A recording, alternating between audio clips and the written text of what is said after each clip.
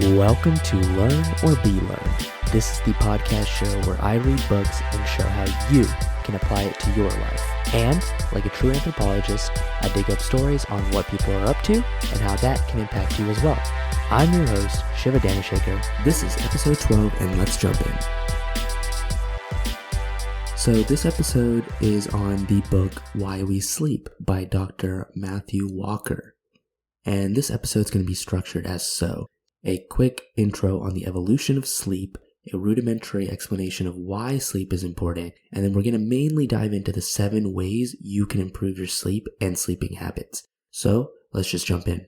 So you would wonder, right, why sleep is so important? It seems evolutionarily, useless, right? So why would we waste 8 plus of the 24 hours a day we were given to restore ourselves? Well, that's exactly the answer. It's meant to restore, right, our body and our mind. And if we're constantly being overworked, we'd probably die at a much earlier age due to exhaustion. And there's no infinite energy, right? So we can keep eating food constantly, but without sleep, our body wouldn't heal from the wounds so quickly. The ability to consolidate our information wouldn't happen so efficiently. And, it is really vital to our memory. So sleep kind of acts like a cool down mechanism for like an overheating computer. So do you ever notice when the computer is doing powerful energy consuming tasks and then it starts to get really loud and overheats and the fan is just annoying? Yeah, so that's because it's overworking, kind of like our brains would do as well. So think about that constantly without sleep, which is why kind of when you don't sleep for like 3 days, you start getting like crazy and whatnot, right? Then we diverted from monkeys, which means we were able to sleep on the ground, which was evolutionarily important because it gave us the ability to utilize REM sleep more efficiently. And REM sleep is mainly used to regulate our emotions and our EQ and intelligence. So as social creatures, this came super in handy. So let's talk about why not sleeping is a huge problem, right? Routinely, people who get less than 6 to 7 hours of sleep demolish their health, right? It affects your immune system. It doubles your risk of cancer. If you get insufficient sleep, it's one of the key lifestyle factors in developing Alzheimer's disease. For those of you who don't know what Alzheimer's disease is, it's like the nickname is old-timers disease. It's basically a progressive disease that destroys your memory and other important mental functions when you get older, right? So your brain cell connections and the cells themselves that are supposed to degenerate and then die and eventually destroy your memory and other important functions. And this has, led to memory loss, confusion, etc. Worst of all, there's no cure at the moment, but medications and managements do exist and they can help, but right, why risk it when you could avoid it altogether with just some more Z's? Especially when, sleep is great. No one says I hate sleep. People might say I hate that I'm wasting hours sleeping, but no one hates sleep because it does make you feel so replenished. And also, the World Health Organization claimed that sleep loss is an epidemic in our industrialized nations at the moment, which is kind of crazy. Now, without further ado, let's jump into the main reason you're here, right? So Shiv, how do I get better sleep? Well, I'm glad you asked, and I'm glad you're here. Okay, so how to get better sleep. 1.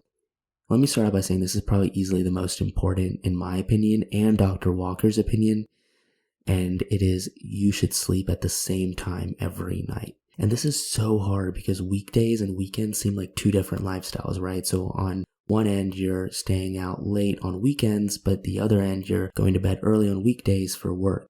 So I suggest if you sleep at 9 p.m. on weekdays because of work and let's say 11 on weekends because of school, college, late night, bars, whatever you're doing, Netflix, right? Choose either 11 p.m. every night or 9 p.m. every night. You have to adjust to one or give up the other. This is the trade-off in life, right? If you want great things, if you want the benefits, you have to sacrifice. Occasional deviations are expected and they're okay, but you should really consistently sleep at the same time.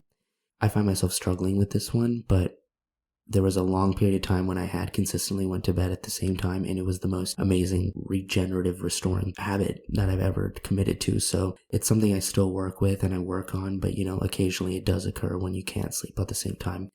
But that one's probably the most important one. But let's get on to 2. Exercise daily. This one's kind of self-explanatory, but Studies show morning workouts give you better sleep. I like morning workouts because it gets me out of the bed immediately, and I kind of get it out of the way and not make excuses later. So that's kind of why I do it in the morning. But it is supposed to give you better sleep. So studies show that. If you want to look that up, if you want to fact check me. 3, avoid caffeine and nicotine altogether and alcohol before bed. So this one's a little weird, right? I mean, objectively, I'd say avoid all 3 altogether, but everyone picks their poison, right? So if you're going to drink alcohol, they say not to drink it right before bed because ironically, even though most people do drink before bed or, at night, this robs you of your REM sleep, which is the most important reason you're sleeping in the first place. So, and REM sleep is important and it affects your memory, your learning, your mood. So college kids, watch out. Drinking on weekends before the exam might not be your best bet. But avoid alcohol before bed, and it says to avoid caffeine and nicotine altogether. And Dr. Walker mentions this because they're stimulants and it makes it hard to sleep. But I still like to drink coffee, but I'll drink it in the morning, right? Because caffeine, which I read a book on, caffeine has a half-life of 5 hours and can take about around 8 hours to substantially get out of your system, but not completely. So if you drink past like 1 p.m., 3 p.m., you're entering this territory where it's still in your system. And even though you might say, hey, Shiv, I can still go to sleep though. Yeah, that might be true, but it's in your system, which means it's robbing your REM sleep anyways. So this is more of a subconscious thing that you didn't know is existing. Let's move on. 4, avoid large meals and drinks before bed. So large meals can cause indigestion, which affects sleep, and large drinks can cause you to wake up and have frequent urinations. So Dr. Walker suggests light snacks are okay, but they're not great because, in my opinion, they're not great because they can contribute to weight gain based off the nutrition research that I've done. And altogether, large meals and large drinks aren't great. So moving on, number 5, try not to nap after 3 p.m. This one's self-explanatory, right? Because, it can make it harder for you to fall asleep. 6, relax before bed. A bath, a hot tub, a warm shower, a light fiction book, some music, whatever you want. You can watch TV. I think TV is okay. It's just you have to do it right.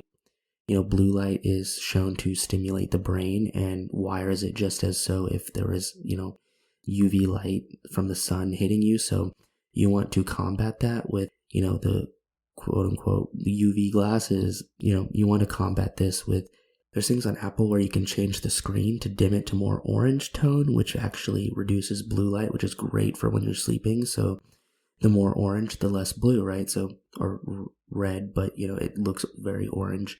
This helps with, combating blue light and helping you unwind and go to bed easier. Ideally, you'd say no TV, no blue light, but, some of us have our choice. I like to take a warm shower, watch like a 20-minute episode at night because I get to unwind and relax because I save my, if at all, Netflix to the night, right? So then I put blue light on and I have blue light glasses. I don't know if that entirely helps, but I do know the screen color change does help. So try both of those out. That's what I do. Lastly, number 7. Remember, dark bedroom, cool bedroom, gadget-free bedroom. All of these kind of depend on who you are, right? So if you can't sleep with noise, light, temperature, these all affect you. But studies show that a cooler bedroom helps you for sleeping.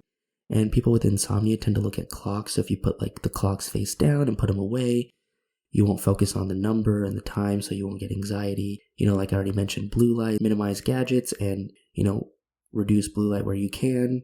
So these are just all suggestions on how you can improve your sleep because, like we learned, sleep is essential to your longevity, to your mental acuity and clarity, and your emotional stability. So if you only remember one thing from this entire episode, please, please, please try to sleep at the same time every night. It's hard, but it's probably the most worth it to you, to your future, to your productivity, to your success. And for those of you who are fitness geeks, if you work out and diet properly and do not sleep enough, you'll actually lose weight, but you'll lose it from lean muscle mass, not fat. Fun fact, actually, which means you're going to look like a Pillsbury Doughboy instead of Dwayne "The Rock" Johnson. So take that information as you wish, and peace.